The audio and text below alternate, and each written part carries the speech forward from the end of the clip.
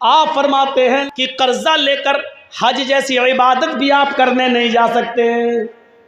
कर्जा लेकर कुर्बानी आप कर सकते हैं, लेकिन एक वादा कीजिए, कर्जा जिस आदमी से ले रहे हैं उससे वादा कीजिए कि 1 महीने में मैं आपका कर्जा दे दूंगा, आप मुझे 12,000 15,000 रुपए बतौर कर्ज दे दीजिए ताकि हमें खस्सी ले लें और कुर्बानी कर दें। कर्जा लेकर कुर्बानी की जा सकती है, लेकिन अगर आपको यह अंदेशा हो कि हम उसका कर्जा अदा नहीं कर पाएंगे तो फिर कर्जा लेकर कुर्बानी करना भी आपके लिए जायज़ नहीं है। अगर आपको यकीन है कि कर्जा हम दे सकते हैं तो 1 महीना 2 महीने की इजाज़त लेकर कर्जा ले सकते हैं, लेकिन कर्जा लेकर हज करने नहीं जा सकते, क्योंकि कर्जदार पर हज है ही नहीं। कर्जदार पर हज नहीं, हज तो उस पर फर्ज है जो साहिब में इस्तिताअत हो। मन इस्तता इलैहि सबीला, जो इन इस्तता इलैहि सबीला, अगर तुम वहां तक जाने की ताकत रखते हो तो हज करो, तो हज करो। अगर वहां तक जाने की ताकत नहीं है, इस्तिताअत नहीं है, तो आप हज ना करें। गौर करो कि कर्ज का मामला कितना भयानक होता है, क्योंकि कर्जदार आदमी की रूह लटकती रहती है ज़मीन व आसमान के बीच में। मेरे प्यारे साथियों, जब तक उसका कर्जा अदा न कर दिया जाए, मेरे भाइयों, ये मामला बड़ा अजीब व गरीब रहता है। आइए इस मामले को समझने की कोशिश कीजिए। हुकूकुल्लाह, अल्लाह माफ़ कर सकता अपना हक, लेकिन बंदे का हक माफ़ नहीं करेगा। अगर किसी ने किसी से कर्ज लिया है तो पहली फुर्सत में कर्ज अदा कर दें, पहली फुर्सत में कर्ज अदा कर दे, क्योंकि नमाजें बेकार हो जाती हैं, रोज़े बेकार हो जाते हैं, हज बेकार हो जाता है।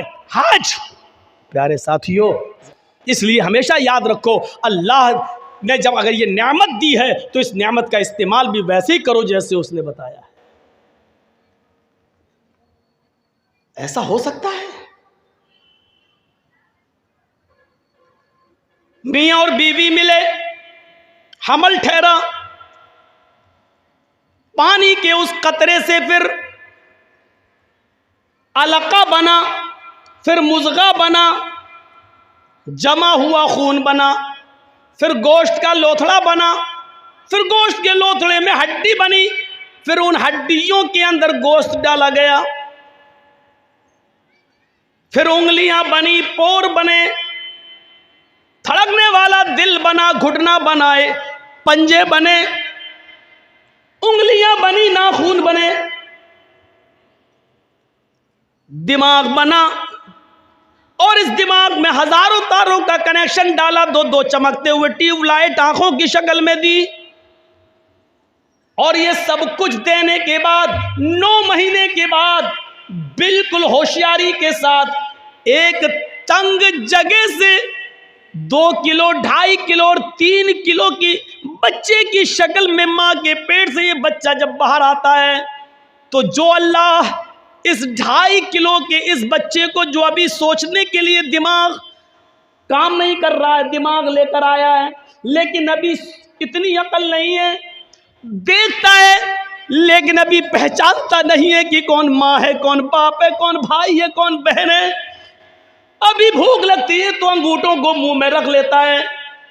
जो अल्लाह इस मिजाज से और इस माहौल से बच्चे को माँ के पेट से निकालता है और खैरियत के साथ वो इस दुनिया में लाता है, तो क्या उस रब ने इस इंसान के बड़े हो जाने के बाद इसको जिंदगी कैसे गुजारी जाए, इबादत कैसे की जाए, अच्छे काम कैसे किए जाएं और बुरे काम कैसे न किए जाएं, उसे रोका जाए, तो क्या उस अल्लाह ने उसके लिए कोई इंतजाम नहीं किया होगा? जिस रब ने इस छोटे से बच्चे के लिए हवा का और पानी का और ग़िज़ा का इंतजाम माँ के पेट में किया है, और फिर उस उसूल और ज़ाब्ते से बाहर निकलने के बाद क्या वो अल्लाह उसको 15, 20 साल, 25 साल का हो जाने के बाद उसको बेयारो मददगार छोड़ देगा कि अब तुम अपनी मर्जी के मुताबिक जिंदगी गुजारो? ऐसा कैसे हो सकता है मेरे भाइयों? उस रब के उसूल के मुताबिक जिंदगी गुजारने के लिए उसने गाइडलाइन बनाई, और उसी को हम रिसालत कहते हैं, उसी को हम नबूवत कहते हैं। उसने रसूलों का सिलसिला चलाया, उसने नबियों का और पैगंबरों का सिलसिला चलाया। वलक़द बअसना फी कुल्लि उम्मतिन रसूलन, हमने हर उम्मत के अंदर, हर गिरोह के अंदर एक रसूल भेजा है, एक पैगंबर भेजा है। और उस पैगंबर ने, उस रसूल ने दुनिया में आने के बाद एक ही हुक्म दिया, अनेबुदुल्लाह, लोगों एक अल्लाह की इबादत करो, एक अल्लाह की रियाजत करो, अपनी पेशानी एक अल्लाह के सामने गुजारो। सुन लो, इतने बड़े माहौल से निकाल कर, माँ के पेट से निकाल कर 20 और 25 साल की उम्र तक तुझे पहुंचा दिया। इसमें किसी अजमेर वाले का हाथ नहीं है, बदायूं वाले का हाथ नहीं है, कछोचा वाले का हाथ नहीं है, फुलवारी शरीफ का कोई भी बाबा अभी तक तेरे कोई काम नहीं आया है। यहाँ तक पहुँचाने वाली जात उसी अल्लाह की है, इसलिए इबादत के लायक भी सिर्फ वही है। ये पेशानी उसने सबसे ऊपर बनाई, ये माथा उसने सबसे ऊपर बनाया। इस माथे को सबसे ऊपर बनाने का मतलब यह है कि हमने तेरा सर, तेरे पेशानी, तेरा माथा, तेरी जबीन, तेरा ये पेशानी, ये माथा जो हमने सबसे ऊपर बनाया है, आए मेरे बंदे इसको सबसे ऊंची जात के सामने झुकाना, और हर किसी के सामने नहीं। लिहाजा इस पेशानी को जब भी झुकाना तो एक रब के सामने झुकाना, एक अल्लाह के सामने झुकाना, एक रब्बुल आलमीन के सामने झुकाना। यहां से हम अंदाजा लगाएं कि वो इसके बावजूद वो सबको दे रहा है। रब्बुल आलमीन है, बारिश भी बरसाता है तो सबको देता है। हम और आप किसको खिलाएंगे? जर्जीत साहब के बेटे की शादी हो रही है, जर्जीत साहब लिस्ट बनाएंगे किस किस को बुलाया जाए। जो हमारे हमदर्द हैं, हमारे रिश्तेदार हैं, लिस्ट में नाम लिखेंगे, और जो हमारा विरोधी है उसका नाम सबसे पहले काट देंगे, हट वो नहीं आएगा। जर्जीत साहब का विरोधी, जर्जीत साहब का मुखालिफ, जर्जीत साहब का दुश्मन, जर्जीत साहब के दस्तरखान पर, उनकी शादी में, उनके बेटे की शादी में नहीं आ सकता है। जर्जीत साहब ने अपना और परायापन दिखा दिया। ये दिखा दिया कि जर्जीत साहब के दस्तरखान पर जर्जीत के दोस्त ही आ सकते हैं, उसके रिश्तेदार ही आ सकते हैं, दूसरा नहीं। लेकिन उस रब की रुबूबियत को देखो, उस अल्लाह की उलूहियत को देखो, और उस अल्लाह की, उस रब की रुबूबियत को देखो। उसने जो अनाज पैदा किया है, उस अनाज को हिंदू भी खा सकता है, मुसलमान भी खा सकता है, उसको सिख और ईसाई भी खा सकता है, और पारसी भी खा सकता है। दुनिया में उसने जितने लोगों को पैदा किया सब उससे फ़ायदा उठा सकते हैं। गौर करो, जो उसने खाना मूसा अलैहिस्सलाम को दिया तो फिरौन को भी उसने भूखा नहीं सोने दिया। अगर उसने इब्राहीम अलैहिस्सलाम को नेमतों से नवाजा तो नमरूद को भी उसने भूखा नहीं मरने दिया। मुहम्मदुर रसूलुल्लाह सल्लल्लाहु अलैहि वसल्लम पर अगर ग़िज़ाएं उतारी हैं तो नबी के दुश्मन अबू जहल और अबू लहब को भी उसने भूखा नहीं सुलाया है। कभी हमने गौर किया है अल्लाह रब्बुल आलमीन के रब की रुबूबियत पर? हमें बहुत जल्दी ये आया था, ये मेरा है, ये फलां का, ये मेरा दुश्मन है, हम उसको नहीं बुलाएंगे। लेकिन ज़रा तसव्वुर करो, एक बार हज़रत इब्राहीम अलैहिस्सलाम किसी मेहमान को ढूंढ रहे थे। ये इब्राहीम अलैहिस्सलाम का एक मामूल था, वो कभी खाना अकेले नहीं खाते थे, वो खाना कभी अकेले नहीं खाते थे, किसी न किसी को पकड़ कर लाते थे और अपने दस्तरखान पर बिठा के उसको खाना खिलाते थे। एक दिन कोई नहीं मिला तो एक मजूसी समझते हैं, आग का पुजारी, आग की इबादत करने वाला, पारसी समझ लो, पारसी, आग को अपना खुदा मानने वाला, आग की इबादत करने वाला मजूसी। वो बूढ़ा कहीं जा रहा था तो कहा, बाबा भूखे हो? कहा हाँ, चलो खाना खा लो। बहुत अच्छा, आके बैठा दस्तरखान पर। इब्राहीम अलैहिस्सलाम ने खाना लगा दिया। उस बूढ़े ने जैसी खाने का लुकमा उठाया और मुंह तक ले जाना चाहा, उसने नाम लिया, बिस्मिल्लाह,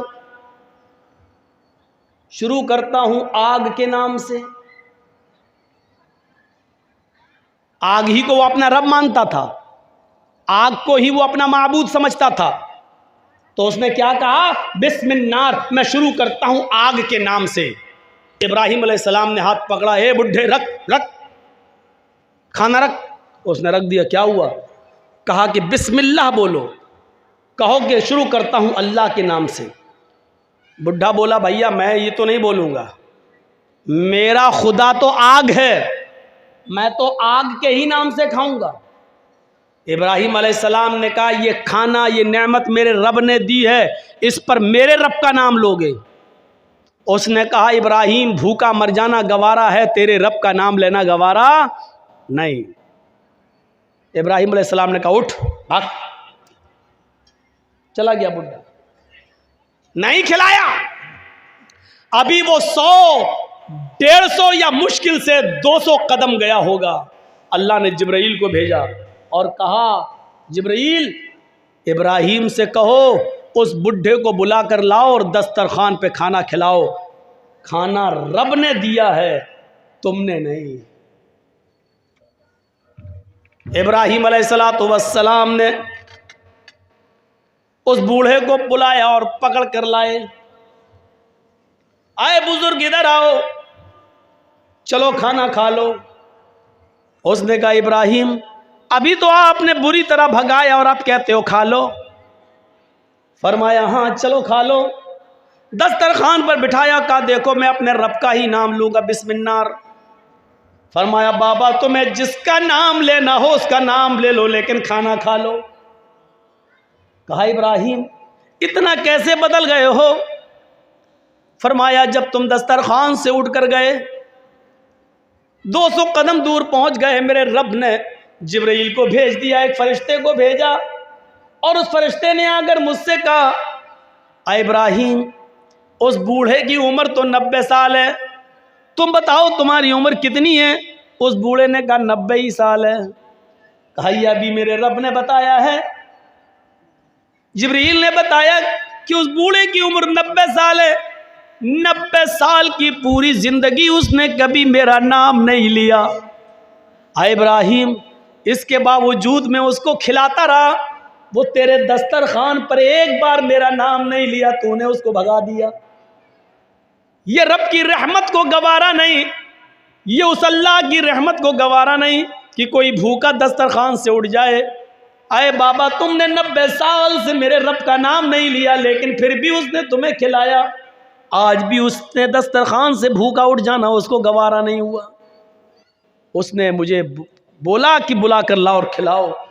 उस बूढ़े के आंखों में आंसू आ गए और रोते हुए कहने लगा, इब्राहिम अपना हाथ बढ़ाओ, पहले मेरा रिश्ता उस रब से जोड़ दो जो इतना मेहरबान है, जो 90 साल तक मुझे जिसका नाम नहीं लिया और फिर भी खिलाता और पिलाता रहा, यहाँ तक कि आज भी उसने मुझे भूखा दस्तरखान से उठना गवारा नहीं किया है। और आज भी उसने आपके पास फरिश्ते को, जिब्रील को भेजकर मुझे खाना खिलाने के लिए यहाँ भिजवाया है। आए इब्राहिम, अब सबसे पहले मेरा रिश्ता उस रब से जोड़ दो, तभी हम बाद में खाना खाएंगे। उस बूढ़े ने उस रब से रिश्ता जोड़ा और उसके बाद खाना खाया। तो मेरे भाइयों, यह है रब्बुल आलमीन। वो ये नहीं देखता है कि मेरे दस्तरखान पर जो खा रहा वो मेरा दुश्मन है। यकीन मानिए, अगर अल्लाह ये समझने लगे कि ये मेरा दुश्मन है, तो यकीन मानिए फिर किसी काफिर को एक घूंट पानी भी पीने का मौका न दे।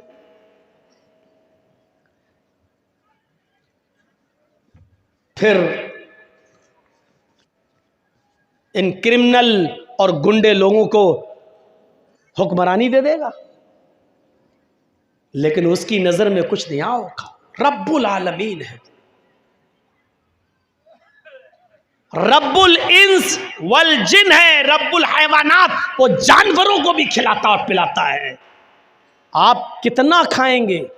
2 रोटी, 3 रोटी, 4 रोटी, 5,